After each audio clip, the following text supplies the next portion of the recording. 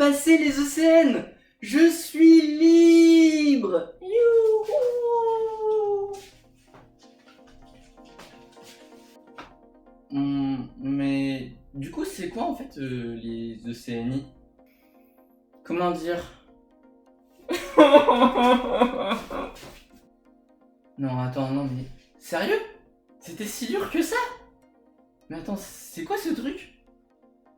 Bah, tu vois, si là, on pouvait dire que la passesse, c'était les Hunger Games, bah les Océanies, c'est un peu comme les Hunger Games, mais des warriors, tu vois. En fait, tu prends tous les étudiants en médecine de France et tu leur fais passer pendant 3 jours des centaines de QCM, de dossiers cliniques progressifs, d'épreuves de lecture d'articles, des épreuves qui sont basées sur les 6 dernières années d'études que tu as faites et plus particulièrement les 3 dernières de ton externat.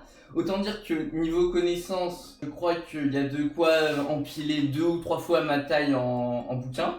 Et à la fin, tu fais un joyeux classement de tout ce petit monde pour déterminer qui sera cardiologue ou chirurgien ou anesthésiste. En gros, qui sera dans quelle spécialité. Ça te donne une année qui est super difficile, super longue, où tu es en stage tous les matins et puis tous les soirs tu dois bosser comme un malade pour passer ce concours qui va un peu déterminer toute ta vie derrière. Ah ouais, juste ça niveau enjeu. Bon, c'est sûr que quand même, hein, ça pique.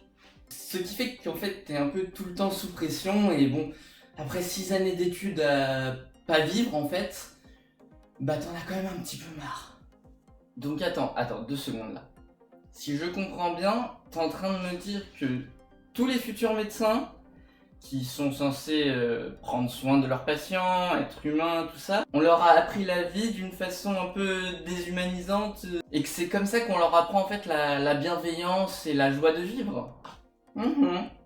Mais du coup, au moins, est-ce qu'on est sûr que les meilleurs, ils seront forcément du coup les meilleurs médecins, n'est-ce pas? Mais non, mais bien sûr que non. Hein? Mais comment ça? Ah mais non, mais tu vois, ça serait beaucoup trop simple, hein. S'ils avaient vraiment voulu faire un système juste, honnête, bah il y avait des dizaines et des dizaines d'années pour le faire. Entre, disons, je sais pas, le millième et celui qui arrive 6 millième, mais en fait, il y a pratiquement très peu de différence. Parce qu'au niveau des notes, à part les 2 extrêmes, ça fait une petite courbe qui monte un peu comme ça, puis ensuite un grand plateau, et seulement à la toute fin, de nouveau des notes qui s'envolent. Ouais, mais bon, il faut bien un système pour départager les gens, n'est-ce pas? Et puis au moins, bah, vous êtes interrogé sur des connaissances médicales, donc un peu la base de ce qui va faire un bon ou un mauvais médecin. Mais non, même pas. C'est déjà très discutable de juger les gens en fonction d'un classement pour dire s'ils vont faire de bons ou de moins bons ou de mauvais médecins. D'ailleurs, petit aparté, j'en ai fait un petit article si ça vous intéresse. Je vous mets le lien dans la description. Surtout qu'en fait, il y a pas mal de conneries dans le programme, du style plein de classifications, plein de scores bizarres. Prenons par exemple les classements TNM. C'est pour décrire l'avancée d'un stade de cancer. Et en fonction de l'avancée du cancer, il y a différents traitements qui peuvent ou ne peuvent pas être proposés, différentes attitudes, différents examens à faire. Et le pire, c'est que bien sûr, pour chaque cancer, il y a un TNM différent. Sinon, ça serait trop simple, hein, vous imaginez bien. Est-ce que du coup, ça va faire que le futur, je sais pas moi, cardiologue sera meilleur qu'un autre parce qu'il saura que pour le cancer du poumon, le stade T1 correspond à une tumeur qui fait entre 3 et 5 cm par exemple et que ça atteint tel lobe pulmonaire? Ah d'accord, je comprends mieux. Mais en fait, c'est un peu pareil pour ce futur cardiologue. Est-ce qu'il aura vraiment eu besoin d'être un crack en, je sais pas moi, en orthopédie, alors qu'il va jamais revoir des patients orthopédiques après? Bon bah voilà, c'était mon petit coup de gueule sur les ECN.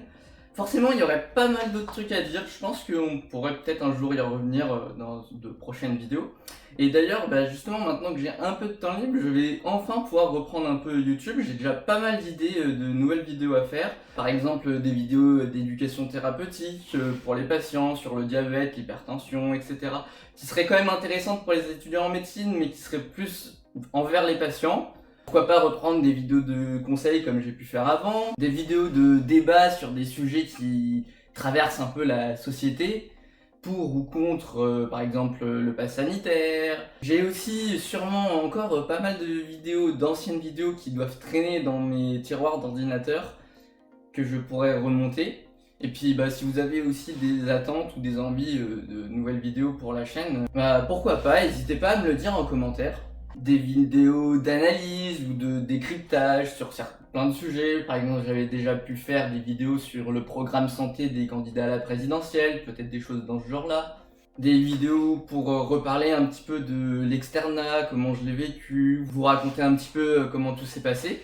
Et puis là, je vais bientôt être interne, donc il y aura sûrement pas mal d'anecdotes, de trucs intéressants à raconter sur l'internat. Quoi qu'il en soit, moi ça me fait très plaisir d'avoir enfin du temps libre pour reprendre mon blog, YouTube, toutes mes activités. Et j'ai vraiment l'impression de pouvoir enfin revivre un petit peu. Pour conclure un peu cette vidéo, je suis sûr que vous vous demandez un peu tous quel classement j'ai fait à l'ECN. Si on arrondit à peu près le nombre de candidats à 10 000, on va dire que j'étais dans le premier tiers. Mais en fait, plus que la valeur du classement, c'est juste 4 chiffres, 3 pour ceux qui sont très forts, 2 pour les dieux et 1 pour les maîtres de l'univers. Ce qui compte, c'est que ce classement, il va me permettre d'accéder à la spécialité que je voulais, dans la ville que je voudrais a priori. Et je compte prendre la médecine vasculaire, parce que j'y suis déjà passé en stage en libéral en cabinet de ville pendant mon stage de médecin où j'ai pu me débrouiller pour avoir un jour chez un praticien de ville. En D4, je suis passé dans le service de médecine vasculaire et ça m'a beaucoup plu, ça m'a confirmé à peu près tout ce que j'avais pu m'imaginer sur la spécialité. Et le jour des résultats, j'ai vraiment crié partout, je crois qu'il y a tous les voisins qui ont dû m'entendre, j'ai dû tout casser chez moi. Non, vraiment, ça a été un gros soulagement parce qu'au concours blanc, j'étais arrivé à peu près dans les 5000 premiers. Et le fait d'avoir gagné des centaines et des centaines de places, ce qui me permet de passer l'été vraiment de façon très sereine, en sachant que je vais avoir l'aspect que je veux, ça m'a fait vraiment très plaisir, ça m'a vraiment bien soulagé. Et j'étais très fier de moi d'avoir tenu jusqu'au bout, d'avoir tout donné, d'avoir fait le meilleur classement que je pensais pouvoir faire en fonction de comment je me sentais le jour J. Donc voilà, écoutez, je vous dis à bientôt pour de nouvelles vidéos. Moi ça m'a fait très plaisir de vous retrouver. Allez, salut.